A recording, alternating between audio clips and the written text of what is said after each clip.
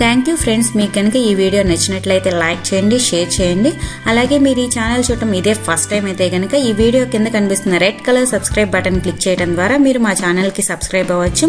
అలాగే పక్కనే ఉన్న బెల్ ఐకాన్ క్లిక్ చేయడం ద్వారా మా ఛానల్లో వచ్చే లేటెస్ట్ అప్డేట్స్ అన్నీ కూడా అందరికంటే ముందుగా నోటిఫికేషన్ ద్వారా పొందవచ్చు.